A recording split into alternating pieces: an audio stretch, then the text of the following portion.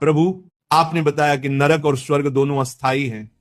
जब पुण्य और पाप का फल समाप्त हो जाता है तो आत्मा पुनः जन्म ले लेती है, परंतु क्या कोई ऐसा मार्ग है जिससे आत्मा बार बार जन्म मृत्यु के चक्र में न फंसे और सदा के लिए मुक्त हो जाए?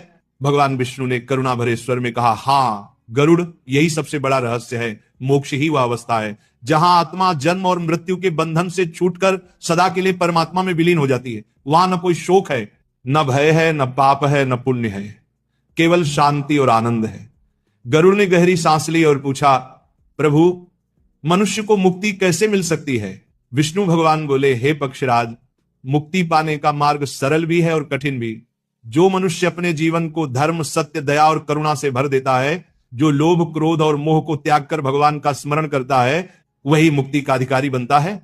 मनुष्य यदि नियमित रूप से भगवान का नाम जपे, गीता और पुराणों का अध्ययन करे, सत्संग में रहे, पाप से बचे, दीन दुखियों की सेवा करे और किसी को दुख न पहुंचाए, तो मृत्यु के बाद विष्णु दूत उसे सीधे मोक्ष के मार्ग पर ले जाते हैं। गरुड़ ने गंभीरता से पूछा, प्रभु, और यदि कोई मनुष्य जीवन में पाप कर चुका हो तो क्या उसके लिए मुक्ति असंभव है? विष्णु मुस्कुराए और बोले, नहीं गरुड़, ऐसा नहीं है। यदि मनुष्य अपने पापों का पश्चाताप कर ले, प्रायश्चित करे, सच्चे मन से क्षमा मांगे और ईश्वर की शरण में आ जाए, तो भी उसे मुक्ति का मार्ग मिल सकता है।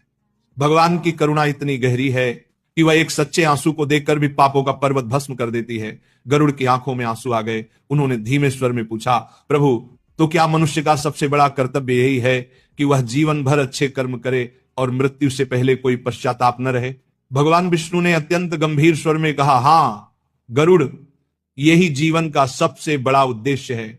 याद रखो, सबसे बड़ा सुख है कर्ज से मुक्त होना, सबसे बड़ी दौलत है संतोष, सबसे बड़ा रोग है वासना, सबसे बड़ी संपत्ति है आत्मसम्मान और सबसे बड़ी सफलता है मृत्यु के समय कोई पश्चाताप न होना।